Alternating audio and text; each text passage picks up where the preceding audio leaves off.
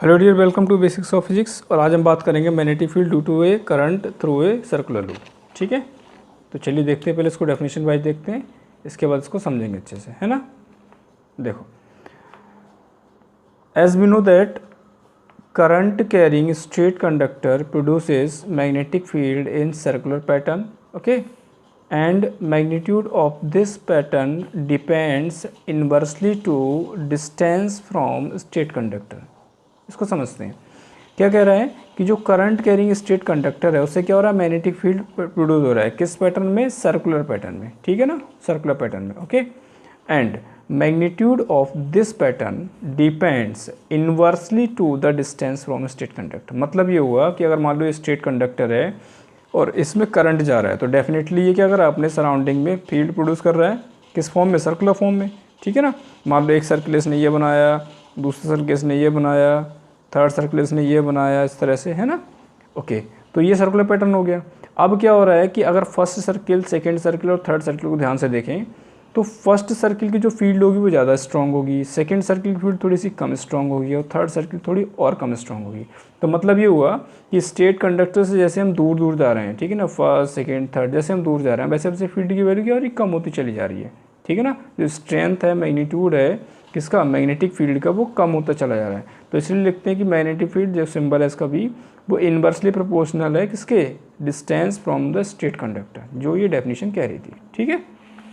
Okay, now so the radius of circle of the pattern become larger and larger. Simple सी बात है, जो pattern है किसका, सर्कल्स का, वो बड़ा होता चला जा रहा है। अब क्या हो रहा है कि हमने अगर मान लो इस कंडक्टर को एक कॉइल की फॉर्म में कन्वर्ट कर दिया, कॉइल इन द सेंस इसको हमने सर्किल बना दिया, ठीक है।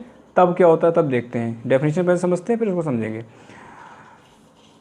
नेक्स्ट कह रहे हैं so the radius of circle of pattern become larger and larger on moving away from conductor, okay, and these line appear as straight line, okay, when, कब, when straight conductor is bent in the form of circular loop.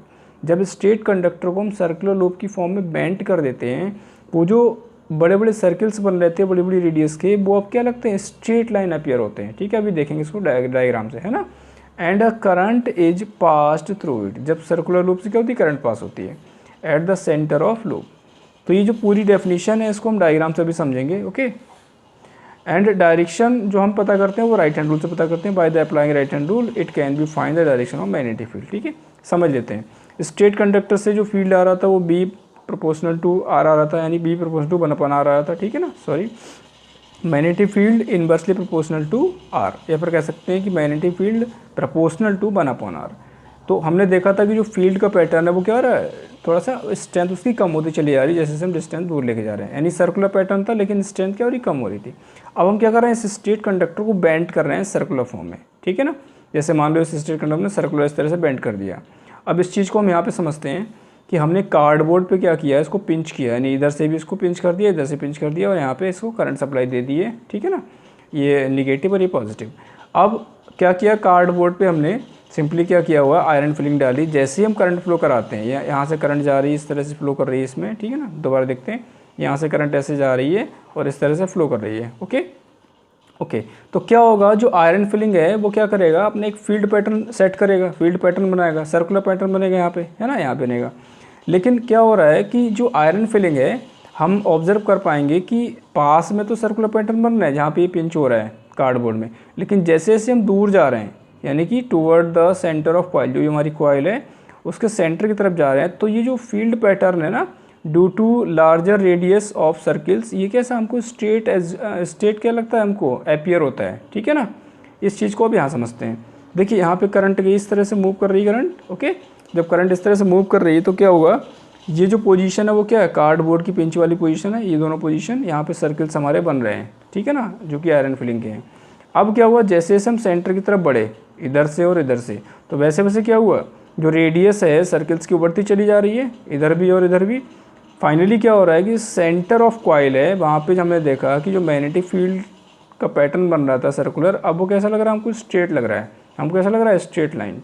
तो ये चीज़ यहाँ बताई गई थी कि जैसे जैसे हम क्या करते हैं, सर्कुलर कॉइल के सेंटर की तरफ बढ़ते हैं दोनों साइड से, वैसे वैसे क्या होता है, सर्किल्स के जो रेडियस है वो बड़े होते चले जाते हैं और फाइनली वो हमको स्ट्रेट लाइन एज्यूम होता है, स्ट्रेट लाइन को अपीयर होता है, ठीक है। तो मैग्नेटिक फील्ड पैटर्न क्या होता है, स्ट्रेट लाइन हमको दिखता है, ठीक है ना। तो ये बात बताई गई है। अच्छा, फिर डायरेक्शन कैसे पता करेंगे, डायरेक्शन पता करेंगे राइट हैंड रूल से। कैसे, अब मान लो करंट यहाँ से ऐसे जा रही है, तो इस पॉइंट पे देखिए, इस पॉइंट पे डायरेक्शन निकाली, इस पॉइंट पे निकालनी है। अब या तो आप यहाँ से समझ लीजिए या फिर यहाँ से समझ लीजिए। अगर मान लो आप यहाँ से समझो, तो इस पॉइंट पे अगर हम फील्ड पैटर्न का जो फील्ड हमारा बन रहा है उसकी हम डायरेक्शन पता करें तो हम राइट हैंड रूल लगाएंगे, है ना, राइट हैंड रूल लगाएंगे, ठीक है ना। ओके, अब राइट हैंड रूल लगाएंगे तो हमें आज क्या मिल जाएगा, यहाँ पे जो है डायरेक्शन मिल जाएगी किसकी, मैग्नेटिक फील्ड की। तो राइट हैंड रूल के हिसाब से हमारी जो मैग्नेटिक फील्ड डायरेक्शन होगी वो क्या होगी, इसके हिसाब से डायरेक्शन हो जाएगी हमारी। अगर हम यहाँ पर राइट हैंड रूल लगाएंगे तो डायरेक्शन क्या हो जाएगी हमारी, इस तरह से हो जाएगी, ठीक है ना, ये है ना। अब यहाँ पे लगाएंगे तो क्या होगा, जब हम यहाँ पे लगाएंगे, ठीक है ना, अगर ये हमारी करंट जा रही तो भी डायरेक्शन क्या हो जाएगी हमारी, ये वाली हो जाएगी, ठीक है। ओके, अब इस चीज़ को यहाँ पे देखते हैं कि अगर हम इस वाले पोजीशन पे, क्या निकालते हैं, डायरेक्शन निकालते हैं, ठीक है। तो यहाँ पे जब डायरेक्शन हम यूज़ करेंगे तो यहाँ पे करंट ऐसे आ रही है, जब करंट ऐसे आ रही तो हम यहाँ पे राइट हैंड रूल यूज़ करेंगे। तो देखिए हमारा जो राइट हैंड रूल है वो इस तरह से ये डायरेक्शन ऑफ करंट होगी, ये क्या होगा हमारा मैग्नेटिक फील्ड हो गया। तो यहाँ पे हमें पता चल गया फील्ड की डायरेक्शन। अब हम यहाँ पहुँचते हैं, ठीक है ना। तो यहाँ पे क्या है, इस तरह से हमारी डायरेक्शन हो गई और ये क्या है, कर्लिंग हो गई, है ना, इस तरह से। तो ये क्या, हमको डायरेक्शन मिल रही मैग्नेटिक फील्ड की, ठीक है ना। तो इस तरह से डायरेक्शन हमको मिल जाती है दोनों जो है टर्न्स पे। ओके, और नेक्स्ट थिंग इसमें क्या है वो समझ लेते हैं।